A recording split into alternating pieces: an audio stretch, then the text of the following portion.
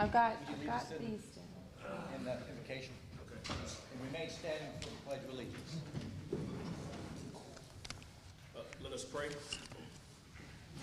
Heavenly Father, Father God, we thank you for this day. We thank you for for our citizens and the leaders that are here on this evening. We ask that you continue to impart wisdom within us as we learn to govern as a united body, and we ask that you continue to bless this city and keep us covered through everything that we may go through, and continue to give us wisdom in how to operate and manage according to your will. We ask this in your precious name. Amen. Amen.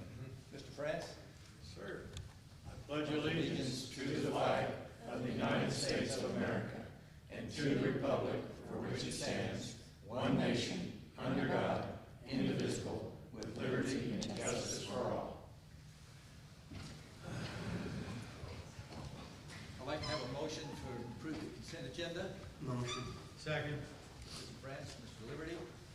Show of hands, please. Citizens' comments. Do we have any citizens' comments tonight? Yes. Come forward, name and address. Wayne Gifford, 322 Historic 66 East, Waynesville, Missouri, 65583. I want to know why I can't get a trash can up there. I had one till about 2 years ago when I got it to be picked up and emptied twice a week, because when you emptied once a week, the stuff trash was running over out into the street and the sidewalk and everywhere else. And the solution was rather interesting. The trash can was removed. And people come out of there and throw the trash here, there, and yonder all over. It gets on the sidewalk. I've got a trash can that I've been putting down there by my water faucet, and my neighbor has requested basically that I not do that because the smell will offend her outside customers when summer gets here, and I understand her position completely. I called the city to find out who did it back then, who I needed to talk to. They told me to call Ziggenbein. Ziggenbein told me to call them. And now we got the city of St. Roberts, and I said, the transfer station, I decided I'm tired of running around. Let's go to the city council meeting and find out why I don't have it. Oh, by the way, and I was told the city has no public trash cans. Although I see some of them around the square, you see a lot more around the square, and they were picked up by Ziggenbein. I don't want to fix them up now. All right, my understanding of that initially was that was Downtown Business Association, Bitterman, provided the trash cans, and that was their Peru, not the city's. Mm-hmm. Well, where'd the trash can go? The one that disappeared from out there from my office. Well, I can't answer that because that's what our trash can to store with. Well, it wasn't removed by the business association, I asked them about that already. And there's other scans around town that the city has provided and that they pick up with. John, how are we gonna handle this? So, the trash can that you used, was that the one provided by the Downtown Business I Association? don't know who provided it, but Downtown Business Association, when I asked them, said they didn't have it moved. Okay, It was one that had a brute trash can in a metal cage with a metal lid on it. that was one of theirs. That was one of theirs. I asked them, they all disavowed knowledge. Okay, that is the ones that I was familiar with down there. So when you use that trash receptacle, who picked up your trash at that time? Ziggenbein did. Okay. Ziggenbein picked up all the trash there. Mm-hmm. So is that a commercial account or a residential account? Well, that's not my trash can, and I didn't use it for that. I threw my trash beside it for my apartments because that's where what I've done for years, and I put it there, figured it was easier I didn't have to, but I figured it was easier for the guys running the trash can to pick it all up one stop instead of running all over the sidewalk. So you put your trash beside the receptacle. I used to. Now I have my own trash can, and we put it out, we put it in the trash can, my trash can, and we put it around it. Okay, and who picks that up? Not Ziggenbein. I'm not sure what they call it, but not Ziggenbein. Okay, It's the other people come through a little earlier in the morning. okay, Because Ziggenbein picks up the commercial stuff later on in the morning. well, right. So right now, the city of St. Robert is contracted by the city of Waynesville to collect residential trash only. Right. So I'm gonna say that you're a business, you would be classified as commercial, so you would have a Ziggenbein or others collect the trash. You're not listening to what I told you. I am listening. I'm trying to figure out, though, the trash receptacle on the square or down 66 was provided by the downtown association. Where that receptacle went was, you know, I have no idea where it went. It was not in the ownership of the city nor the city's property at any time. So I'm not sure, you know, if you're asking this group to start placing trash receptacles downtown, that's a separate item, I think, than just that one receptacle at your business. No, it's actually not for my business, it just sits out there in front of mine, because my next door neighbor that had the pizza place, Yeah. they have people sit out front, they really don't want my trash can smelling up the area in the summertime. Mm-hmm. And I agree, I understand the point. Right. And I don't really want, with the other one, it was placed farther away, but mine has to be put there where the wind won't catch it and blow it away. Because the other one was in a metal cage. Right. And then you got one down, somebody's got one down in front of the, theater on the square, and it's a different setup also, but I don't know much about it, cause it's down there and I don't go look at it. Right. And I think what the businesses did at that time, if I have this correct, would probably be providing receptacles up and down the downtown area so the trash didn't blow out into the street or off Right. into the sidewalk, and it kind of beautified the area, and the association got together and replaced those. And it's a great idea, albeit it's their idea and not ours at this point. So where your trash went, receptacle went, and who took it, I don't think anybody here has that answer, and I sure don't. John, last week, there was a white barrel over kind of by where Rob's business used to be, in between there and the German restaurant, Mhm. on the sidewalk. And I know that's not a city trash receptacle. I have no idea who put it out. Does the city even have trash receptacles downtown? I don't think we do. No. None. No. And so, to maybe discuss about the barrel, so these commercial businesses get picked up by, you know, these sanitation companies, and it's not any different than our residential. On trash day, they're gonna bring their trash out in the front of their business, if it is a white barrel or whatever, for pickup, or they take it to the back of their business, and they make sure that it is in a location that it typically needs to be at that time, so when the truck comes through, it picks it up, puts the receptacle back, if that's the way they dispose of it. Well, I know they always took the lid off and emptied the trash can out, and then put the lid back on. And I know when it got broke, I mentioned it to the mayor, and suddenly it was fixed. Who is the mayor? Luge. Okay. It needed a little bit of welding on it, and they apparently went down and grabbed it, and I assume they brought it to the street department where somebody's got a welder, and they welded it right up, put it back on there, and worked right for another year or two. So I'm familiar with the ones you described are actually the ones that I remember seeing, the brute lid and all the above, so, but like I said, as far as, who owned those, whose idea it was, who collected the trash out of them, I definitely don't have those answers, as they weren't our ownership, and I don't think these gentlemen may have any history on that either. Well, like I said, Ziggenbein collected it, because I saw it. Okay. Because if I stand out in my front office, it's real easy to see the guys from Ziggenbein take the lid off, pick the trash can up, and dump it in their truck, and then put it back. Well, we've been pretty spoiled with Ziggenbeins all the years they took care of us in Waynesville. They went above and beyond. Oh, yeah. And they may have done that as a courtesy for, to They the have, city. I don't know, of course. They also pick my trash, like I said, I always put it next to it, because, it's 10 or 12 feet away, making life easier for them. Yeah, and your goal this evening is to bring this to the council and then discuss getting those receptacles back in the downtown area? Okay, okay. Maybe, and if y'all don't have some out front, you probably should, because otherwise you're gonna find people emptying stuff out of the car, and it ended up all over your parking lot. Right. That's why so many John, businesses. how about you get on the downtown business and see help there. Okay, that'll be fine. Is it possible that somebody stole it? I mean, we got people stealing signs and road signs. I mean, I know. Well, if it's So, got like- no knowledge, it's probably stolen. right. I mean, it could be, like, if no one knows about it, it could possibly be just stolen from I somebody believe that that. takes It's stuff. only one that's gone.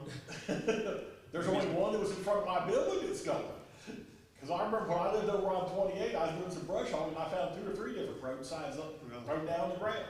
It don't make sense, one missing and the rest of them aren't. I don't know if the rest of them went somewhere else or not, but I only paid attention to one.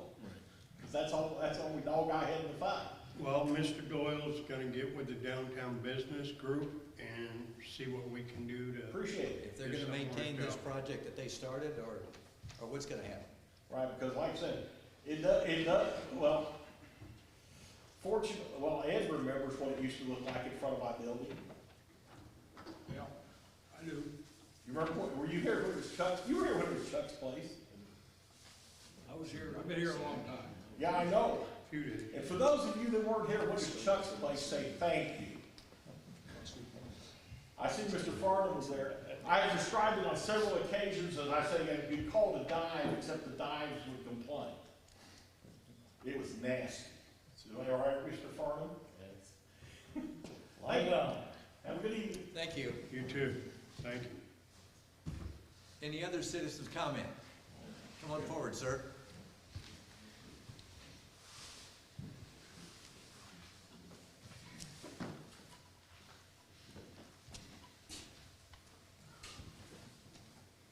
My name is Danny Williams. I live at 21715 Ranch Road. I believe it be called that West Waynesville, okay? I've been here since '86. I observed people who work for the street driving up and down Highway 17 in Waynesville, in the city limit. Why can't you guys tell them to pick up dead animals? I know what the state's supposed to do. I say it again, supposed to do, but they don't do it. I would like to see somebody pick up the dead animal in Waynesville so the city won't smell as exceptionally bad. And I don't think they're asking too much for the street division to do that. Am I asking too much? Not too much, except that we do have other jobs. We can't be doing strictly animal pickups. We do have other jobs to provide for the city. I understand that many of the truck guys will have a shovel in their truck, a bag to put it in, but they can't have somebody call, go to so-and-so and pick up this dead animal. We have to do it as it meets our work requirements. No, I'm not saying go there. All I'm saying is, if I can pull out in the street and I see a city truck that says street, driving down the street, and there's a dead animal that has been run over about 5 times, I don't see, that's what I'm saying. I'm not saying make it a job. I'm saying if you go, if one of your city employees going up and down there, if they see a dead animal, pick it up. It looks bad when Waynesville, the animal, we drive over that animal so many times that pretty soon you can't pick it up. Am I out of control here? I don't think we're out of control. I think, again, many of these guys, when they're on a project, they can't just stop. That's why I say, yeah, I understand, everybody can't just stop because they got a job. But I'm saying, when you ride behind a city truck, you know, and they just keep driving by, and you be saying, God, somebody should pick up that thing. No, so I didn't say somebody should make it that job to pick it up. If they see it, fine, pick it up. If they don't see it, when I you want a project, understand. go for it. I understand your concern, but have you addressed this to MoDOT about Yes, them I not have. doing what they're supposed to? The exact word was, well, we tried to do our best. I think everybody, MoDOT, the city, and everybody we don't have as many people and to do everything we're supposed to do. Not only the animals, you hear citizens complain about, want the city to clean the ditches, want the city to do that. The city can only do so much. Understandable. And it's the same with the state. They only have so many people, and They made that clear. resources, yeah. And resources, I mean, It doesn't take long to go down I-44 and see that we don't have enough money to fix all the potholes on I-44. We get citizen complaint all the time, can't the city fix all our potholes? Well, if we could, we would, and if we could pick up all the animals, we would also. We're stretched. Understandable. How often does it happen? The other thing is that, you know, every time a truck drives by, sometimes those trucks do not have the proper Equipment to pick it equipment up. and stuff like this to deal with. I mean, some of those animals carry diseases and stuff like this to where they need to have the appropriate equipment to deal with that type of thing, so. And I agree with you, seeing a dead animal on the road, and after a while it starts stinking, especially with summer coming, I totally agree, but it just, sometimes they can't get to it. But I think that's something we should kind of, you know, we do want our city to smell good. Yeah.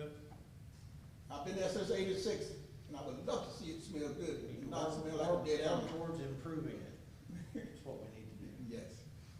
Hey, here's my biggest complaint though.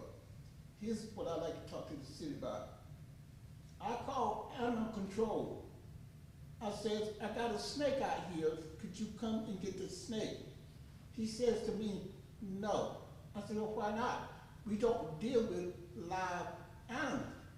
Okay, so I called the police department, he sent a policeman out there, he picked up 2 snakes, he took them over in the woods. While he was gone, another snake appeared. So I said, there's another one, he tucked that one in the woods. While he was going to take the 3rd one in the woods, another one appeared, and he went in a hole, and I kind of did something to him that he wouldn't come out there. Anyway, here's what I'm saying. If animal control, I believe they pay too, don't deal with live animals, so somebody ran over the armadillo and he was dead, and I called him and said, can you deal with a dead animal? He says, no, we don't deal with that. I wanna know what the animal do intent- they deal with? The intent of the animal control is to pick up stray dogs. That's That- it. So, You know how busy they stay doing that? Yes, I do. And caring for the dogs that they have up at the shelter. They're going nonstop from the time they start in the morning to the time they get off. They're oriented to domestic animals Yes. versus wild animals. Snake, They're not that's, trained to deal with wild snakes is animals. not their, part of their, Okay.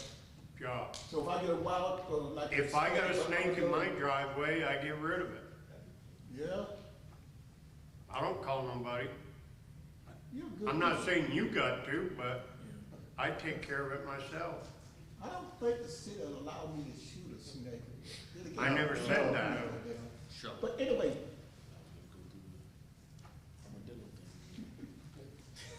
I know, Get an armadillo. I know that it's 10 o'clock at night is quiet time, right? 10 o'clock at night is quiet time, 22 hours. I would like to know, what can you do if you have a dog or an animal, a dog? He gets on his stuff and he barks from 6 o'clock in the morning until 10 o'clock at night. There's nothing we can do about that, is there? That can be reported to the police. It's some kind of an ordinance, basically, that you have to control your animal, and it cannot be There's an disturbing animal people. nuisance. It is a nuisance. Well, and it's noise also. Right. So I do have the authority to call the police and report that. You can make a complaint to the city that at the police department, that there is an animal that's causing a lot of racket. Okay. What about an animal, when you have people to come over to repair your house, that so drastically, he runs into the fence, and you look at him, you say, that animal's foaming at the mouth. What should be my action? Stay on the other side of the fence. And call the police. Call the police, I would think. Do what? I would think you'd call. I have a right to call the police, right? Yes, sir. Yeah. You always have a right to call the police. Guys, I want to have good complaint. I don't want to just call 774-2414. somebody. You know what I'm saying? Those are good. Well, if this could address one of your concerns, maybe in our next supervisor meetings, especially with the utilities and the water water people and the grounds, they can make a better effort if they try to pick up these dead animals. We can't stop on every one, and we can't address one when they've got a project they're already doing. But maybe we can make them a little more aware of your concerns and the city's concerns about the dead animals out there. We'll try to improve it. Well, I feel like it make us look bad, the citizens of Waynesville. Thank you. Thank you. Thank you for coming. Hey, listen to me.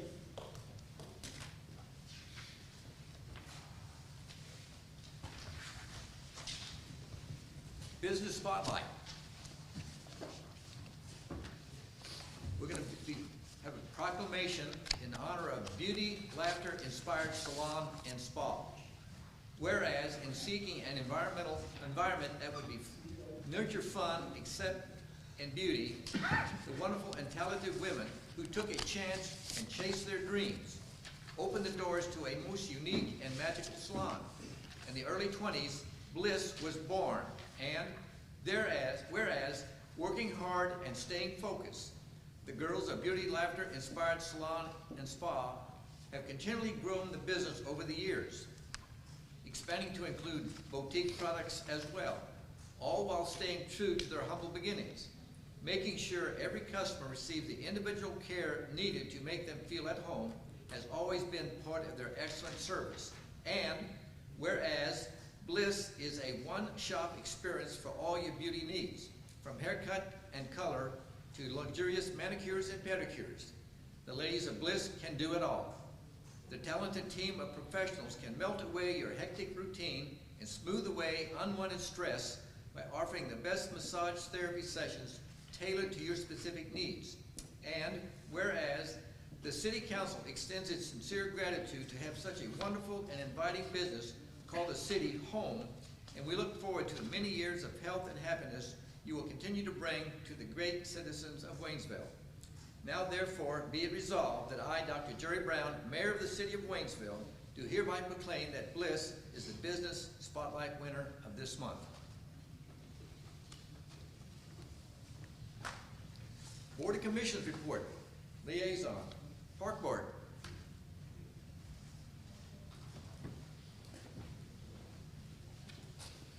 Well, the Park Board did meet this month. We had a meeting on March 12th, 2021 at 6 o'clock. And one thing that we talked about was the Master Gardener fundraiser that will be held 15 May at the Farmers Market, the booth next to the demo garden. And if you haven't been to the demo garden, I encourage you to go by there, especially in another month or so, when they really fix it up good. So we had the sports program mentioned, that summer registration is open and will close 16 April. Coaches are always needed, and the summer program will consist of t-ball, baseball, and softball. So if anybody wants to sign up for that, I hope they can. Current fundraiser is Egg My Yard, where they will place eggs in your yard the night before Easter. 3 lucky winners will receive a free registration voucher for any sport. Contact Aaron by 31 March to get your yard egged. Special letters have been mailed out. If you would like to sponsor a team, contact Aaron or let me know. Under new business, we had a local citizen, Ronnie Jeter, who's also a relative to one of our board members, Bonnie Wilson, and she had come up with the idea of painting a mural on the old pump station in Rubyview Park to help deter graffiti, and gave us a cost estimate, et cetera, which I've already shared with the city administrator. And then we adjourned at 6:45 p.m. Our meeting for us. What is the cost estimate? $350. That was for supplies, paint, supplies only. There was no labor, obviously, that's donated by the artist. Is there any other questions for Mr. Meletti? Yeah, is that mural gonna be on all 4 sides, or? No, I think it's just gonna be on the one side where the graffiti always occurs. and it faces the walking trail, so if you've been there, you got it, faces the walking trail. With the warmer weather, our parks are really getting used now. I don't know if you've been by there, but that walking trail has been busy. Do they know what they're putting on them? I mean, what is it? Design like flowers and things. It sounds like it'll look really nice. John, do you need something for that? Are we still planning on Civil War reenactment this year? I'm gonna actually bring that through committee. Well, we've not received anything about it. But I do know they are, I mean, I have heard that they are planning. Okay, good. Bring your camera. Yep. We heard that they were planning it and that they still wanted to utilize the park. Should be even better this year with the new bathrooms and stuff. There was talk of them using another field behind the VFW in Lakeway, but when the lady that runs it, or runs the park, or I'm not sure who she was, but she said, no, we're gonna have it in the park. Good. Our park, so. All right, thank you very much. Very good, thank you. John, you get to take the stage. Okay. A little discussion on natural gas. Music or nothing for you? No, he can do without it. Yeah, I can.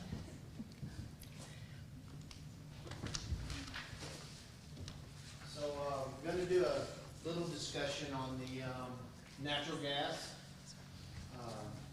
and the effects that the natural gas users from the city can expect from the, February 2021 winter storm. We've discussed openly, several different options, several different plans. We made it very clear to the, public that this is a dynamic plan. This is a lot of moving parts. We have settled on a plan that has both been legally reviewed, aligns with our ordinance, and, do I need to be closer? Can they hear me? Okay. So I just stand here, I guess. Okay. So, basically, this plan is individualized for each user. This is not a one-size-fits-all. This is that user's usage. It is individualized for every single person. We have roughly 630 users on that system, and each user will pay for the use of the gas that they use solely. We want to make that very clear. There were previous plans. We had several different options that we looked at. So the plan that we have settled on as a council, as a committee, as a city, is the plan where every individual account has been addressed. I want to be very clear that as we go through this slideshow, the citizens that this affects are natural gas users. They need to be aware that there is some action that is needed on their part in order to complete a pay agreement, if that is something that they need. But it is very important that they get this completed in a timely manner, and we will discuss some pitfalls that we recognize right now as a city that these users could fall in, and we want to prevent them from getting into that ahead of time. So we're trying to educate our users on what would be required moving forward. Now, do we have the same thing for small businesses And large ones? large commercial. So all the users will be addressed with this basic plan. The first thing I want to make clear is the MPUA natural gas invoice. This invoice is an invoice from MPUA to the city. This invoice is, I want to make sure that you guys realize as a city, as users, residents and businesses, the rate that was charged is the rate that was charged to the city. This rate is very large, and you will see this. We detail it very good later on. So here is the invoice that basically we received right there. If you look at this, we will break down this invoice, but that is basically your quantity.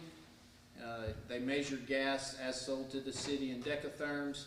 It gives the rate and the amount go to the next slide. So breaking down this invoice, the February 2021 cost of gas. If you look at the usage, there was roughly 23,800 decatherms used during this invoice period. So keep that number in mind as we move forward, because this is not a number that we haven't been near or approached in years past. We've seen very near 23,000, if not 23,000 decatherms in years past. So the usage within the city was not that much more. The difference come at the rate at which that usage was charged. The rate charged to the city for this was basically $37.14. So the total cost of gas in that invoice was $884,867.43. Reservation charges, $33,187.50. This is a charge that we see. It is pretty typical. This was settled many years ago, and it's on every invoice we receive every month. If you add that together, there is one small other charges, about a $900 charge. The total estimated amount, February, was $924,687.33. Next slide. To break down the invoice as far as payments concerned, so you know what portion of this is due, what kind of options is the city looking at. Right now we have the option of a minimum payment or amount due on that balance of $120,342.62. The estimated February 2021 relief, as it is stated on the bill, which is the amount that currently they are looking at financing the city, of $804,344.71.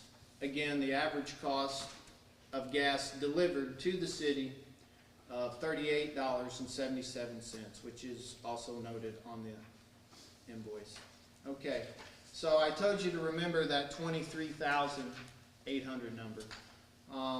There it is, February 2021, 23,824 decatherms. Remember the rate of $38.77 average cost of natural gas. That gave us a total cost of $925,000.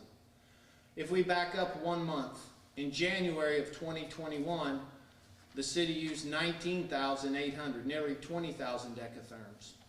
But the rate was charged at $477 for a total bill of $95,000. So again, I want to express that I don't see this as a usage issue. This is a rate issue that the city faces. Next slide. So Hey, let's John? go. Yes, sir. If we paid $4.77 for the February gas, we'd have a total bill of $113,640 Yeah. versus 900 $25,000. lots. Yeah, 925,000. So we keep going back in history, and keep in mind, as you go to 2019, you're going to see 2018. I think we go all the way back, maybe 16. Our system was even smaller back then. We didn't have the development, the houses, the people. So as you go back in time, your system's less, which means your usage would actually be more. But so we go back to January of 19. There's a 21,000 decatherm month, $135,000 invoice. January of 18 was a 23,000 decatherm month. There you go. Same usage, $113,583 bill.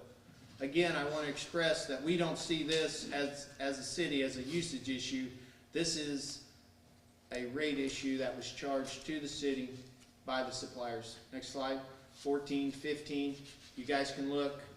I think you get the point of the city did very well in conserving natural gas and conserving energy. This was a historical event, and we're sitting there looking at usage that is comparable to a system in January 2014, there's another near 23,000 decatherm month. So I don't want anybody on the system to think that they failed at trying to conserve energy, anything like that. It has nothing to do with the amount of gas that we used. It is strictly a rate issue. Next slide. So after discussing the bill, discussing the cost, I really want to focus on the natural gas customers. The city recognizes 4 types of customers. There's a regular payment customer. That customer is a guy that basically shows up, pays his bill at City Hall, drops it off at the drop box, something like that. We have ACH payment customers. These are customers who have basically a direct withdrawal from their account.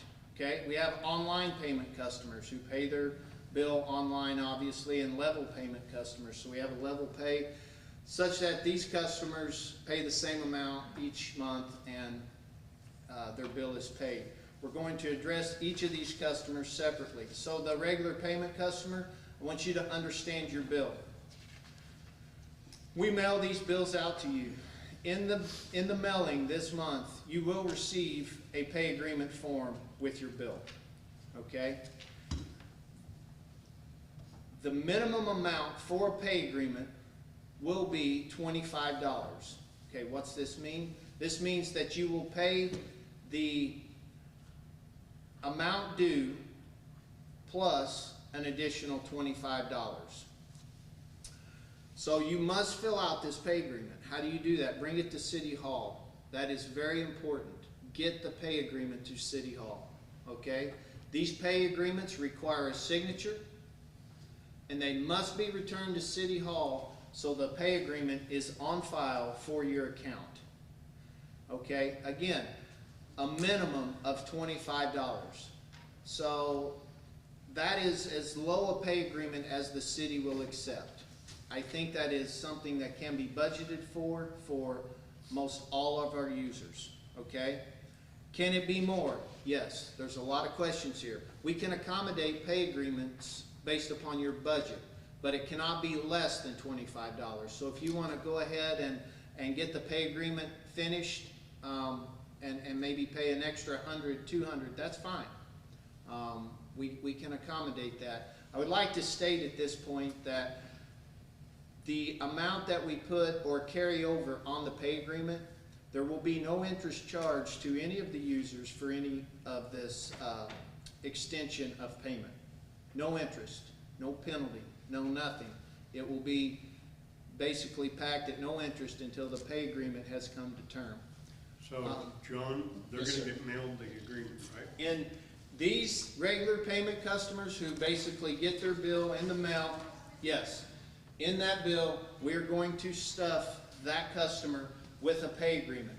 This will only be for gas users. If you do not have a gas connection and you open your bill and you don't see a pay agreement, that's because you're not a gas user. This only affects the gas customers in the city. That pay agreement will be in there. And they can drop it off at the drop-off box after hours. That's correct. If it is signed and at least a $25 has been agreed.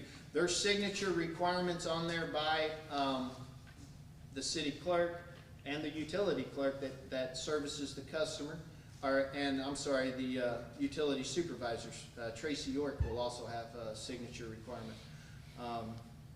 So when we go through those, pay agreements are extended to all users, regardless of what it is. We are focusing on the gas because we recognize right away we have began processing bills. We are not there yet. We're not finished, but we have recognized immediately there is an increase in the gas.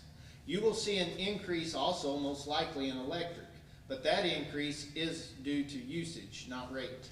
Okay? So the usage in your electric has went up. But if at any time any customer sees that they are unable to pay the bill, pay agreements are made available to all customers of the city's utilities. Next slide. ACH payment customers. So let's talk about these guys. These guys I really want to pay attention. So here, if you are on the natural gas system of the city of Waynesville and you are an ACH payment customer, this is very important that you watch this slide, you contact us, as this is a recognized pitfall early on by Tracy and our billing crew that we see these customers could be subject to get in. If you recognize after receiving your bill, you are unable to make the full payment, you will need to complete a pay agreement form. By doing this as an ACH customer, you will temporarily be removed from ACH payment until the terms of this pay agreement have been satisfied. So why is it important that you do that? ACH, as you guys in the program probably very well know, it will debit your account on a given day, and it debits it the full amount. So as you receive that bill, and you look at that bill and you go, oh man, this is nothing, I'm not going to be able to pay this. If that is you, I strongly ask that you come to City Hall and get this done, because I can tell you this is an action that internal billing cannot stop. It happens at the stroke of midnight. It's gonna take that money, okay? This is not reversible. So this is a pitfall that we recognize. We ask these customers to please come to City Hall and fill out a pay agreement the very second they recognize they cannot make this payment in full, and we will accommodate this pay agreement, extend it over time, and make it something that they are able to pay, okay? This may cause a little bit of temporary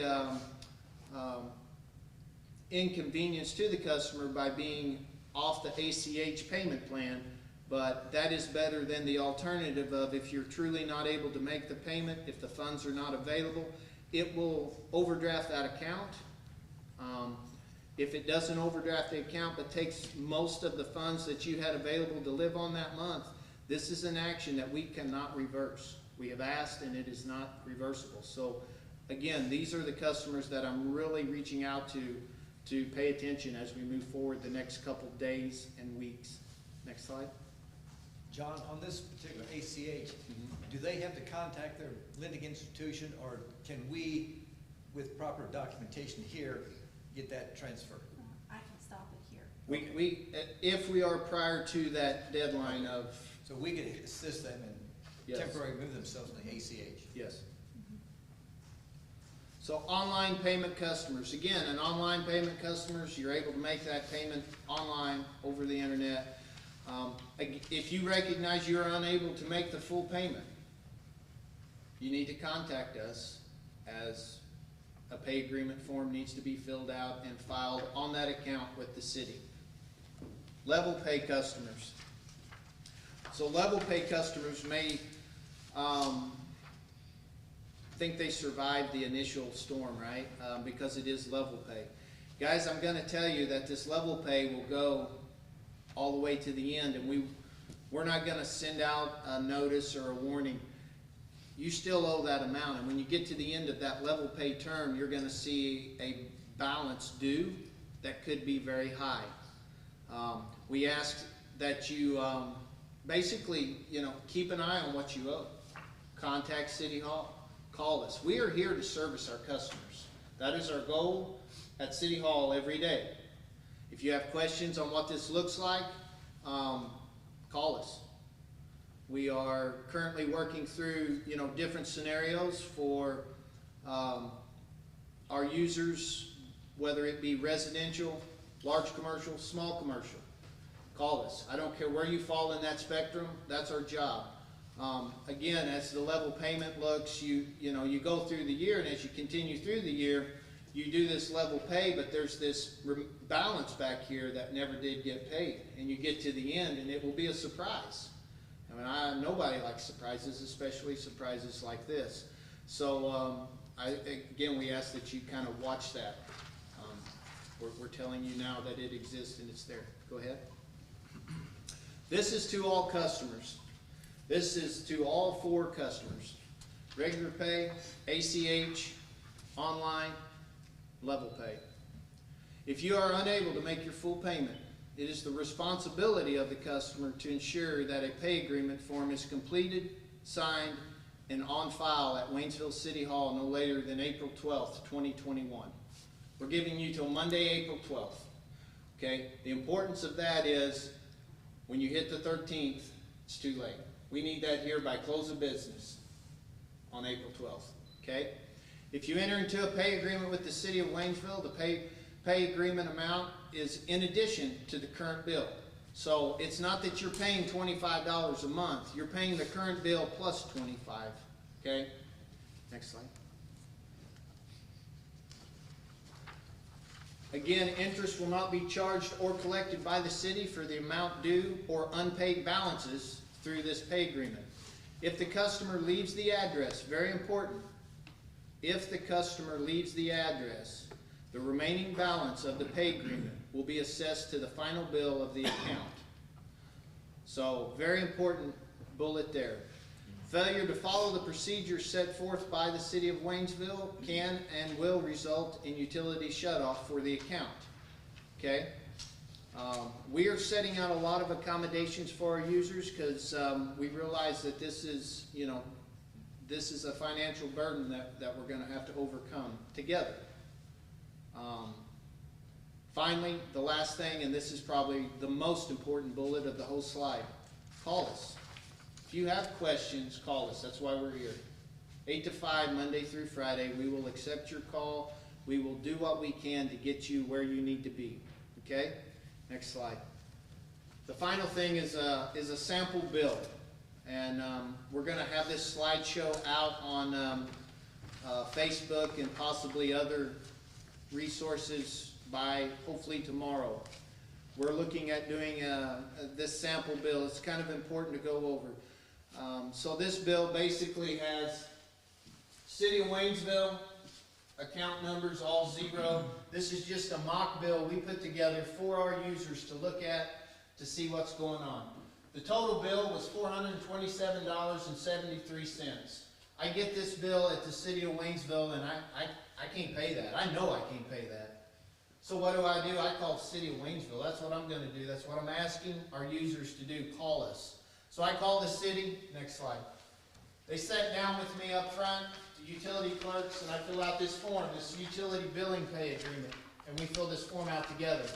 And they ask, okay, this particular, what's your name? City of Waynesville. Service location, 100 Tremont Center.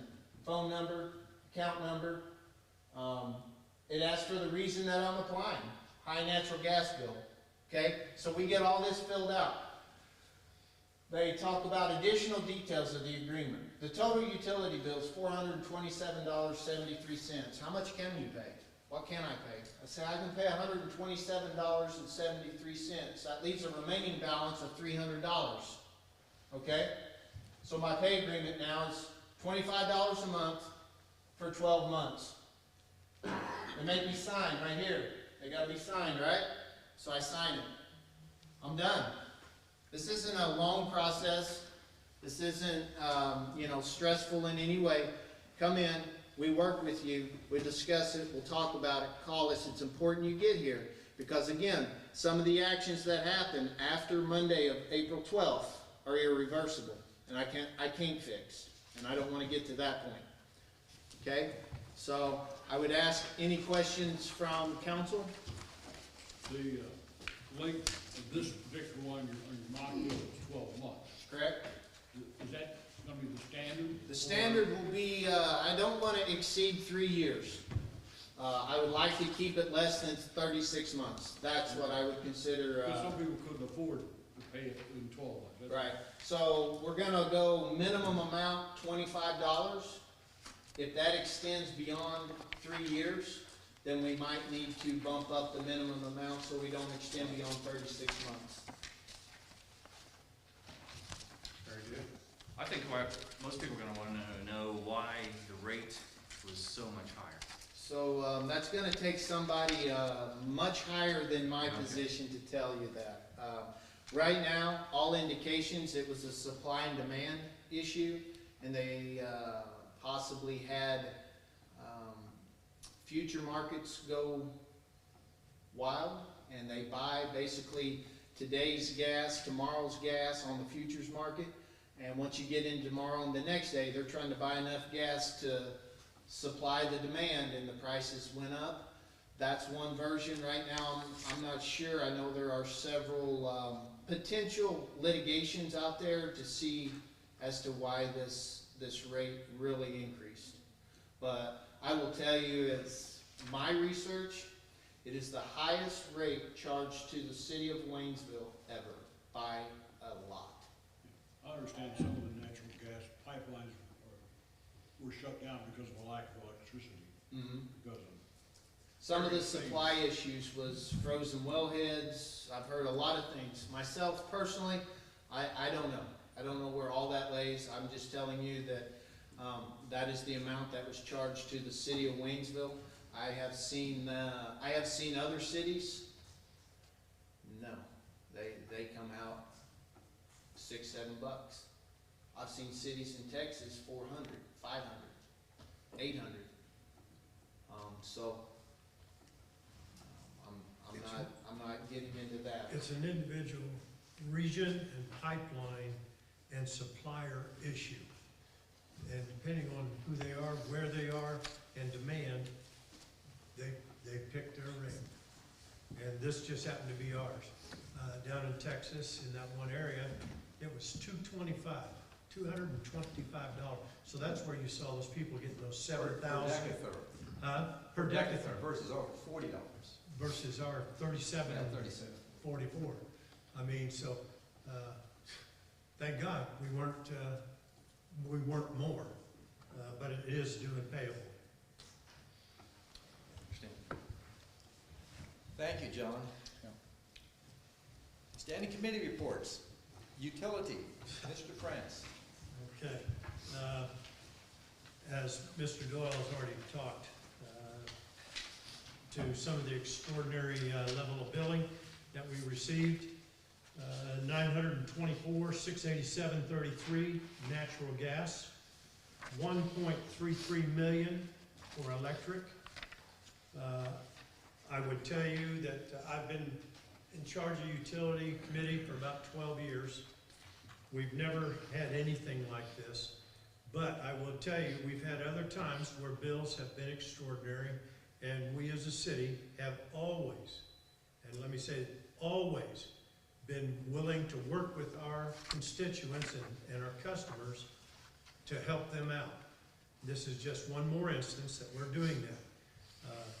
On these payment plans, you make the decision. You fill them out, you decide what you can pay. The minimum's 25, but if you want to pay 35, you want to pay 45, it's up to you. But I will tell you one thing we've always done on payment plans for the last 12 years. You get to pick what you want. So be mindful of your budget. Think about it, because your budget extends way out. It's just not for this month or next month. So choose wisely, because once you make that agreement, you have to stand by it. Your failure to stand by it means that your entire bill will become due and payable the moment you don't live up to it. So be mindful of what you put on your payment plan, please. ACH, those direct draft guys, you have got to get to the city. Please do not wait till the 12th. We're mailing the bills on the 29th. So the moment you get your bill, please look at your utility bill right then and make the call. If you get your bill, mail gets delivered at 9 a.m., City Hall is going to be busy. And so please, get in here, get them called, talk to them. They'll help you out doing the paperwork, whatever, but get it done so that you're taken care of well within your budget so you can still have a life after this utility bill. We'll get these behind us. But please, get in here. Electric, we really didn't talk anything about electric in this regard.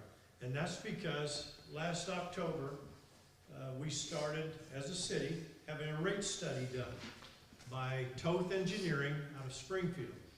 They are studying this region and bills, availability fees, everything like that, as well as in the various communities. And they're going to take a look at what we're charging and based upon what we're having to pay and everything. And they will come back to us with what their expectations are of what we should be billing our customers at. Now, I've had these rate studies done in the past, so, and don't worry about it, because they've always came in with a little bit more or whatever, but the utility committee and this council will determine what our constituents will be paying. If they want us to be here, we have never, ever gone up to the top. And if you notice, every time we've had a rate increase, we've stepped it, so that it's not a big jump at any given time. And that's what our intent will be, is taking a look at what they say we should be at. We know where we're at, and we know our constituents and customers better than they do. And we will step in there at some point. And that basically is how we're going to take care of the $1.33 million bill. Normally, we're sitting around $330,000 for a normal monthly electric bill. We got an extra $1 million to pay. And so we as a city, we're taking out of our reserves. In fact, we're going to pass an ordinance to allow Dr. Brown, our mayor, to withdraw money from our reserves to pay this bill up front, because we do not anticipate getting the rate study until, at the earliest, early May, but probably late May sometime. So anyhow, there will not be any kind of rate increase until we have received the rate study and the committee has met and determined what we're going to recommend to the council in that regard. Questions on that particular area? Okay, there being none. Now, a little bit of good news. We found that over the past 4 years, on average, we have paid Show Me Power approximately $627,000 to use a transformer that provides all the power to this city. It's up on the hill behind the medical facility, just a transformer. And that's what they charge us to wheel electricity from Associated. Associated is who we get our power from, but it comes through this transformer that's owned by Show Me. Mr. Harrell and I started looking a little over 2 years ago at ways that we could get rid of that bill or reduce it significantly. Certain entities were not willing to really talk with us, and so Mr. Harrell, I, and the committee and the council made moves to where we were planning on and working towards putting in our own substation, to where we would do totally away with their transformer, which would have saved us approximately $627,000 a year. And we could do it under our current plan was $7.1 million to put that plan in. Which, when you take a look at $627,000, it doesn't take but a few years to pay for that, and then the city would realize a $627,000 on average savings per year. But all this time, we also didn't really want to spend $7.1 million.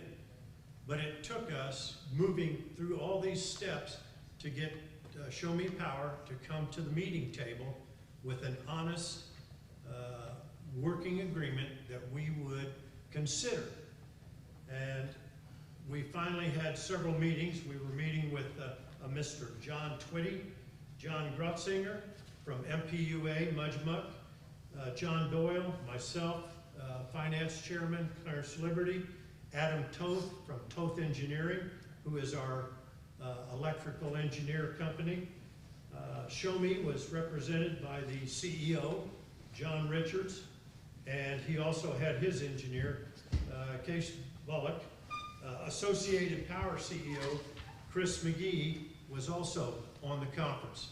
We had 3 really great meetings to where we came out with an agreement that we're going to take to the mayor tonight for him to be able to move forward. That has the potential to save us a minimum of $15 million over the life of the agreement. And on an annual basis, to save us a little over $400, and I think it was $12,000 per year. So what we've done actually is we've reduced the $627,000 that we paid on average a year. We got it now for $150,000 and a annual payment of a little over $5,000 for the maintenance of that transformer. So just shy of $160,000 a year from $627,000. Now, when I first assumed the responsibility of committee chairman, the city, our peak was 12.3 megawatts. We just hit a new peak in January of 17.6. So we've grown 5.3 megawatts of usage, which that takes a lot of development to move to take that much power. So we have really had some growth in the last 12 years. And should we continue to grow, Show Me has agreed to replace that transformer. If they have to replace that transformer, we put in some gates that at 19.3, was it 19.3? At 19.3 megawatts, that's their trigger to start planning to put in the new transformer. The new transformer, they don't keep these in stock. It takes about a year and a half to build these things. So 19.3, they start initiating the procedure of upgrading our substation, and our maintenance costs then will go to $285,000 a year, our usage fee for the facility, and we'll still have the 53 or so hundred for maintenance costs.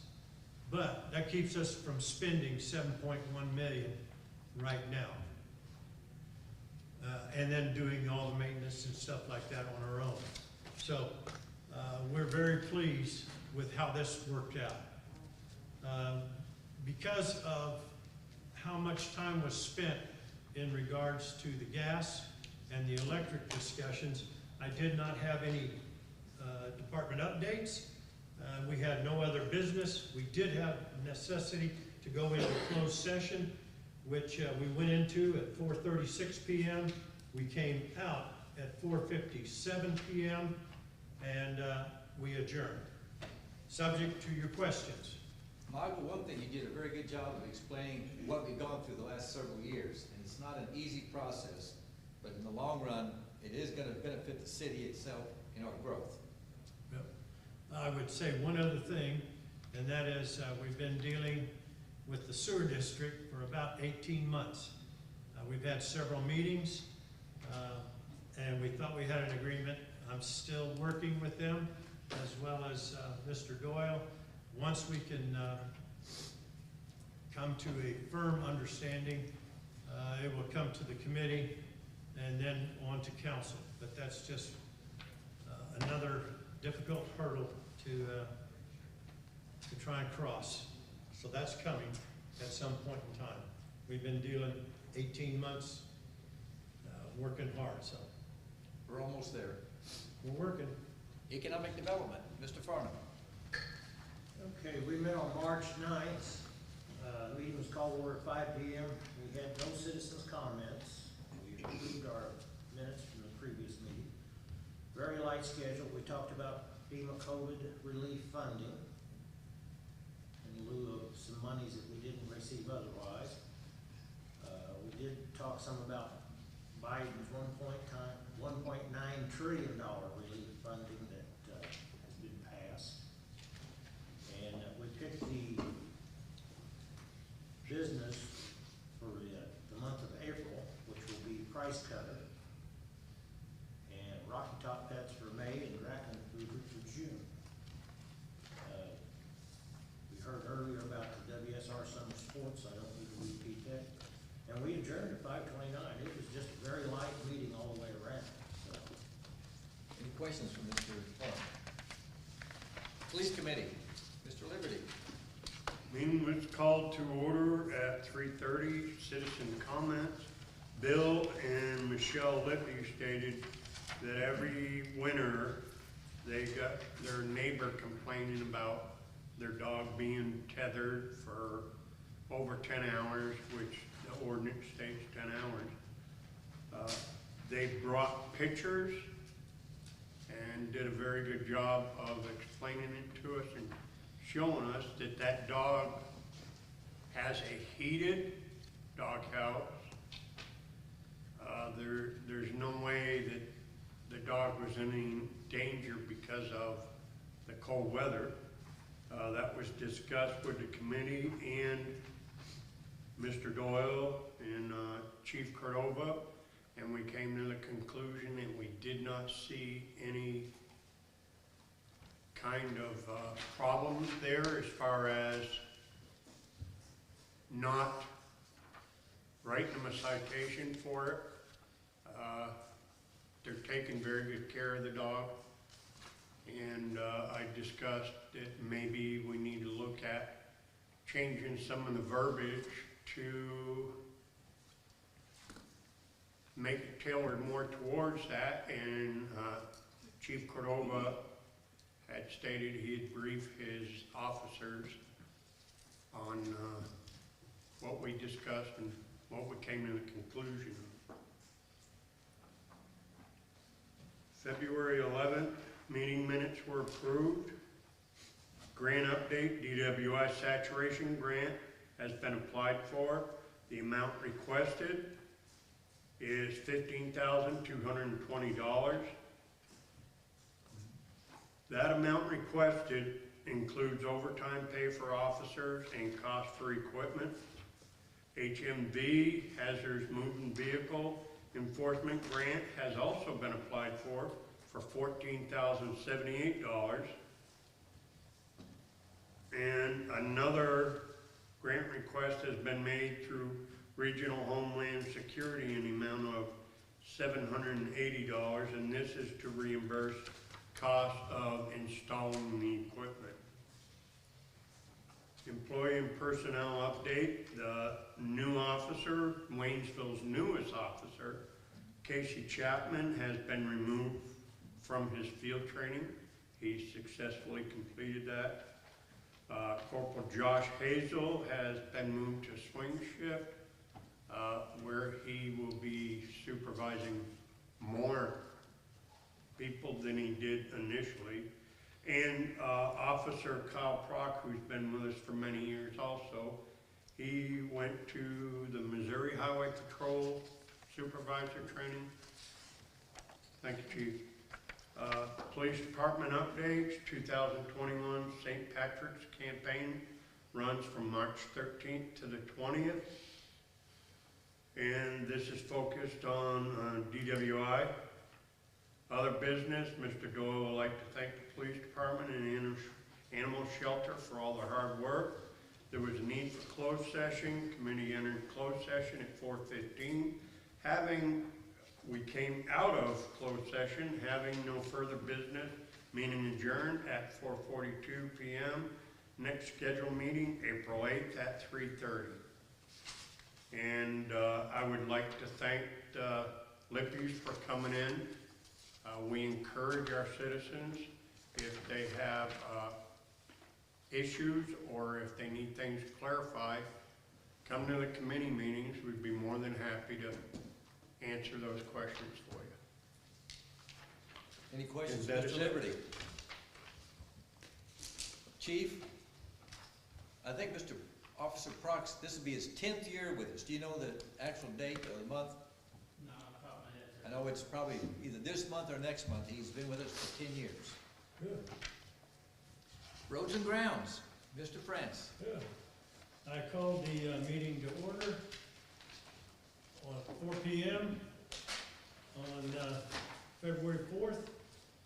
We discussed the snowstorm and snow removal, where our road crews and our police department were commended for their hard work, making sure the roads were safe during that storm. The county called upon us because they ran short of salt, and we were fortunate enough to have enough to give them what they needed. They have since already replenished what they borrowed. GW Lane. GW Lane, when we put in the third lane, we always knew there was a requirement by MoDOT to put up a fence, a minimum of 6-foot tall fence outside there to make sure that traffic on that road would not imperil people on I-44 or people on I-44 coming off accidentally would imperil the people on GW Lane. But at the time, when we put that lane in, we decided we would stay quiet until they were willing to talk to us about, hey, where's your fence? Well, they have talked to us, and so basically we got in 3 bids, well actually 4 bids, because one company put in 2 bids, one for a 6-gauge fence and one for a 9-gauge fence. We have selected for the fence to go in. If they can get by with putting in the 9-gauge fence, that's at $38,249.78. If they have to use the 6-gauge, the heavier fence, then it goes to $44,613.64, and that's through Huckabee Construction, and MoDOT has to approve the type of fence that goes in, as well as the final, before they get paid, they have to approve how it's been installed. So that's already been passed on. Street department updates. They've been, since the snowstorm, they have been busy repairing trucks, spreaders, and they've started some sidewalk inspections in Ward 1, preparing to start repairs. They've replaced, we had a bunch of street signs stolen, a lot of street signs stolen, a lot higher than normal. I mean, normally you missed 1 or 2 or so. I think we had like 8 or 10 of them that were stolen. And those, they're not cheap. They run some bucks. I was amazed at how much they cost. And street signs, remember we had to replace a whole bunch because the lettering had to be 6-inch minimum, where it used to be 4 and 3 inch. That was done about 4 years ago. So anyhow, that's what we're working on. Other business. At the last meeting, there were items discussed that required attention, but were postponed due to the snowstorm and weather. These action items, which included parking it around the courthouse and around the square, parking and traffic on Lynn Street and School Street, which we will readdress at our April 1st Roads and Grounds meeting. Painting crosswalks for pedestrian safety in certain areas downtown was suggested. Having no further business, the meeting was adjourned at 4:42. Our next scheduled meeting is April 1st at 4 p.m. here at City Hall. Any Subject questions to for your Mr. questions. Finance and Human Resource Committee, Councilman Liberty. Meeting was called to order at 5 p.m. The agenda was amended to include item 9C, Show Me Agreement Letter of Intent. There were no citizens' comments. The minutes were approved by the committee. The committee moved to pay the bills. The committee reviewed the city's cash flow reports, bank status, and year-to-date budget. The city has completed 16.6% fiscal year, with expenses tracking at 19% and revenues tracking at 15%. Winter Storm 2021, the committee discussed the impact of the storm to the city as far as the natural gas and electric bills. We discussed a plan to work on those, which I think Mr. Doyle did a very good job of explaining it to everyone. There's a couple of resolutions and some ordinances dealing with that. City audit progress. What we needed to do is forward an ordinance amending fiscal year 2020 budget to City Council for final approval. That has to do with the audit. Is that correct, Mr. Swift? Thank you. Also, we discussed My Networks. We have hired them prior. I think they've been with us for like a year. But done an excellent job at taking care of our networks. And we did an ordinance authorizing the mayor to enter in an agreement with My Networks LLC for information technology services to city council, and this is forwarded to the full council for approval. Committee reviewed the letter of intent, Show Me Power Electric Cooperative, that would decrease the operational cost of wheeling power to the city of Waynesville. Councilman France did an excellent job of explaining that. There was no need for closed session. Committee returned. Committee didn't go into closed session. Committee adjourned. And the next meeting is April 8th at 5 p.m. Thank you very much. Any questions? We have a resolution 2021-2. Miriam? A resolution authorizing the mayor to utilize reserve funds for the repayment of natural gas services received by the city of Waynesville from the Missouri Gas Commission, fixing an effective date. We have a motion? Motion. Second. Rob.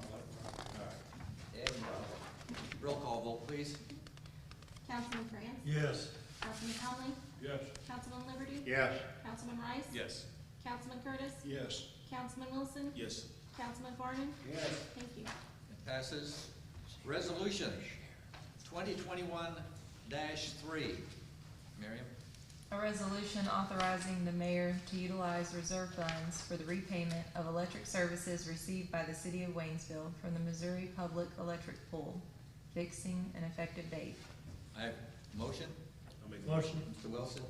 Mr. Second. France, second. Roll call vote. Councilman Farnan? Yes. Councilman Wilson? Yes. Councilman Curtis? Yes. Councilman Rice? Yes. Councilman Liberty? Yes. Councilman Conley? Yes. Councilman France? Yes. That passes. Resolution 2021-4.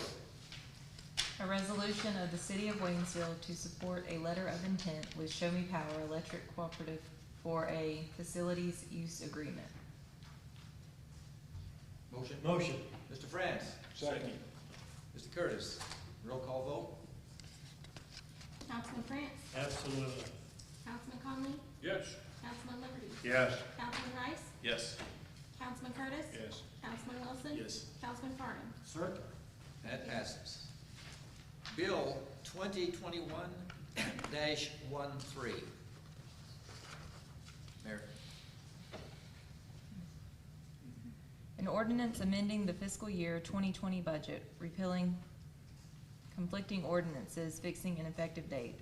An ordinance amending the fiscal year 2020 budget, repealing conflicting ordinances, fixing an effective date. Do I have a motion? Motion. Mr. Curtis? Second. Mr. Wilson? Roll call vote. Councilman Farnan? Yes. Councilman Wilson? Yes. Councilman Curtis? Yes. Councilman Rice? Yes. Councilman Liberty? Yes. Councilman Conley? Yes. Councilman France? Yes. Thank you. Bill 2021-14. An ordinance authorizing the mayor to enter into an agreement with My Networks LLC for information technology services, fixing an effective date. Second reading. An ordinance authorizing the mayor to enter into an agreement with My Networks LLC for information technology services, fixing an effective date. Motion? Second. Ed? Clarence? Roll call vote. Councilman France? Yes. Councilman Conley? Yes. Councilman Liberty? Yes. Councilman Rice? Yes. Councilman Curtis? Yes. Councilman Wilson? Yes. Councilman Farnan? Yes. That passes. Waynesville St. Robert Joint Airport. Everything for us? Yes, the meeting took place on February 23rd at 3:15, which is normally at 3 o'clock, but it was adjusted appropriately. And The minutes were approved from January. Also, the board was presented the budget, and that was approved the budget. Fuel sales were good, although the month of, for January, but February, they were a little bit lower due to obvious reasons with the weather and the restrictions. There were some issues with the terminal trailer, but those have since been completed and fixed due to a joint effort between the city of St. Robert and the city of Waynesville. So those are now cleared up. Also, there was, in February, there were some enplanements that were less due to the cancellations, but because of the weather, these flights will be added to July and August and September. The state appropriations for airport, the terminal improvements, there are funds left over that still need to be expended by June, and the airport board members have discussed how to spend those available funds and hope to get those improvements to extend into the next year, which will allow more time to use the funds efficiently. SOP marketing, the marketing for the airport has picked up with the social media and the Google ads. There were 1,500 users on the website for the month of February, and Contour Airlines giveaway tickets, they started this month. MAP applications were submitted in December with the estimated approval date of May. Also, the next meeting is scheduled for, our next meeting was actually yesterday, but the next meeting for April, which we would like to invite everyone out to, if you have time, will be on the 27th of April, and it'll be in St. Robert at 3 p.m. Are there any other questions? Any other questions? Thank you very much. Other business. A lot of this has been touched on already, Mr. France especially, on this letter of intent with Show Me. This will, if we get it all put together, will be one of the most beneficial things the city has seen in many years. And we're really all excited. And it has been a lot of work involving a lot of people in City Hall. So I personally thank each and every one of you. Mr. France, for all the work. Mr. Liberty, also involved in this. And everybody in the council has been involved one way or another in keeping up on this. This is one of the things I really wanted to do this year, is keep the council a little bit better informed in the areas they're not normally involved in. And I'm hoping we can get that accomplished as much as possible. Council comments. Oh, sorry, Mr. Doyle. Almost forgot about you. He was gonna let you You're pass exactly over. right, Clarence. You I'm read gonna my give you a mind. break tonight. You read my mind. So, kind of want to update some guys. Again, I've said this a lot. I've said this to you guys. I'm going to say it to the public, anybody listening. All the things that are going on and everything that you see with COVID, with the storm, with all these extracurricular things we have to deal with, we still run a city. And this team runs it very well. And when I say this team, the credit goes to your utility clerk. The credit goes to your city clerk. All the people, all the pieces that it takes to make this city operate smoothly, that's where the credit goes. Your finance officer does a great job. She's first on the list here. I'm going to talk about an audit. We still completed the audit this year. That's not something we get to set aside and go, you know, hey, we got too much going on. We had a big storm, guys. Can you come back next year? No, they're here. Okay?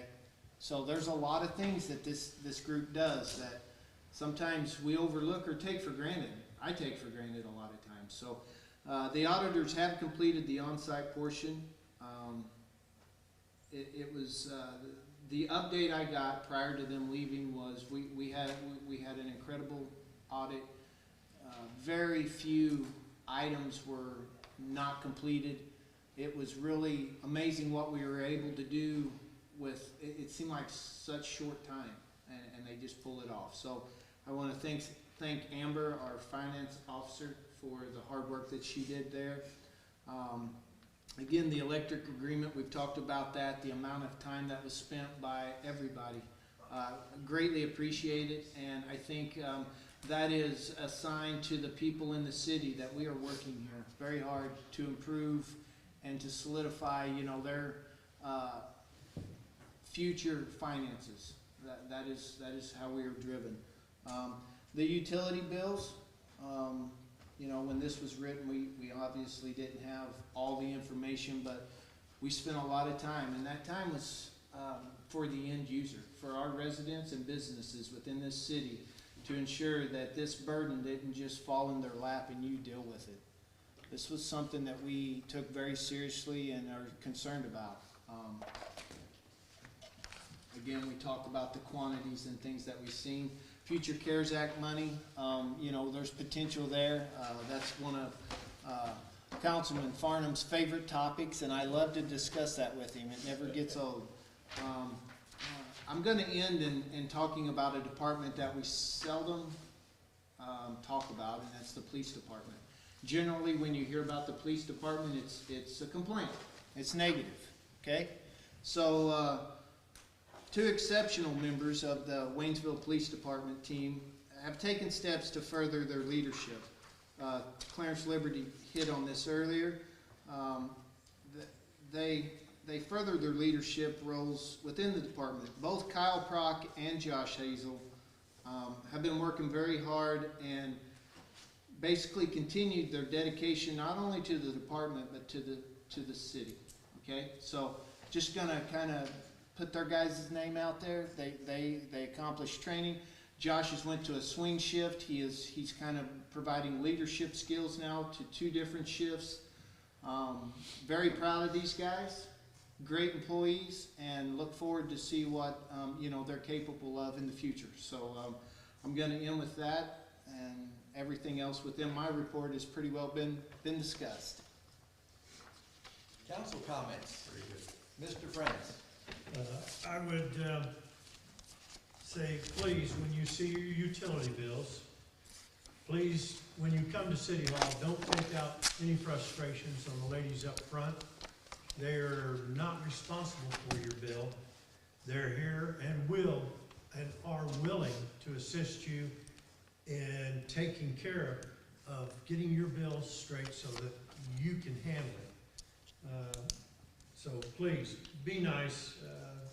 They're going to see a lot of people, and so just understand that. ACH people, once again, please, please, please contact City Hall as quickly as possible after you get your bill, because this could be devastating to your bank account if the bill you have is a lot higher than what you got sitting in your account. And lastly, in years past, I've brought up the subject of doing an energy audit on your homes. We have some people that have 1,500 square foot houses that are gas, and they've got bills of $1,300, $1,400 in gas. I mean, that means if you got an audit, they'll tell you whether you need to do more insulation, do something about windows, seals around doors, stuff like that. And depending on your income level, MOCA every year comes out and they get money to assist people in certain financial brackets to take care of those things. And so please, don't hesitate to utilize that asset. I mean, it's free. They do it. Mr. Connell. I'm going to pass. Mr. Liberty. Thank you to all the city employees for the job you continually do. I encourage again for the citizens to come to the different committee meetings. Also, we have warm weather now. The kids are out playing, some in the road. Be very careful. Mr. Rice. I just want to say there's a lot of big things going on in the city. There's a lot of people to be thanked for making it happen. I think we're all glad winter's coming to an end, and it's a good time to get outside, enjoy the nice weather, and happy Easter, everyone. You came on at a great time. Yep. Mr. Curtis. Until I served on city council, I didn't realize how many balls are juggled by the city or how much they do. But it's, And Mr. Doyle mentioned, you know, all the big things, all the COVID and the snow and all the utility things, but it's the little things that mean a lot. I had a constituent text me about her mom having to go to the hospital during the snowstorm. She lived on a street that the city could not get to with a big truck. And that's all we had to say as a city, we can't get to it. But no, the city went beyond that. And they got a littler truck up there, cleaned her driveway. It's the little things that matter too. Thank you. Mr. Wilson. I don't have anything. No. Just wanted to say, thank the staff for all the hard work you're doing. I know this has been said, but when you think about things that affect families and its resources, its money during this time, and the extent that the staff and all the council members and committee members have went through to make sure that everyone was going to be able to meet their responsibilities as far as paying those bills. This is something that's huge, so don't take it as something lightly. And I think that once everybody hears exactly what is being done, the complaints will subside. So I just say kudos to all of the hard work that you guys continue to do, the unseen fights and battles that you go through. I think they're commendable. And then also respect your neighbor's property, like in the communities, because I see a lot of houses right now. We have a lot of houses for sale. And a lot of times I talk to constituents, and it's their neighbors and things like that drive people away. And if we want this community to grow, we have to learn to live together in the community and respect each other's property, and especially with the noise ordinance and things along that lines, even parking your vehicles, to putting your trash out and making sure the lid is fastened and is not blowing down the street into other people's property. So to ensure that, you know, when we have this influx of people coming in the summertime, there will be new people coming into this community. If we want them to stay in Waynesville, if we want our community to grow, then we need to make it look presentable and then welcome people in our communities. That's it. For sure. Well Yes. said. Mr. Farnum. Well, I want to go a little step further on the utility. If you have a neighbor, a friend, or a relative that is in the hospital or has been put in a nursing home, they're going to be going back to their home in the near future, somebody has to take care and make sure their utility bill is taken care of with the city. And I could imagine if some person had to go to the hospital for a couple of days, didn't get their mail being in the hospital in order to get with the city to make the payment plan, get out of the hospital, come back, and have a tremendous bill sitting there, or the money already taken out of the account. So I just wanted to bring that up. And I want to thank the city workers, especially the ladies here in the office, what they have put up with. I mean, Mr. Doyle, he must be a tough guy to be around. Thank you all. Thank you. One big comment I have is we've had more vandalism at our park. It really gets tiresome for us to go down there and have to repair this stuff. All I can say is, folks, watch your kids, correct your kids, teach them to be good citizens. Now for the good stuff. The city council is going to be launching our new website. That actually will start tomorrow morning, if John hasn't already snuck on it today. We do have an address for that. It's www.waynesvillemo.org. And you can subscribe and get updates either by email or text. And we certainly welcome any and everyone to sign up to that website. It'll give you a lot of information about the city, any new things, any special things, any warnings like bad weather or so forth. So do use that. Third thing, Michelle Brown is another grandma again, and she is excited about it. With that, we're closed.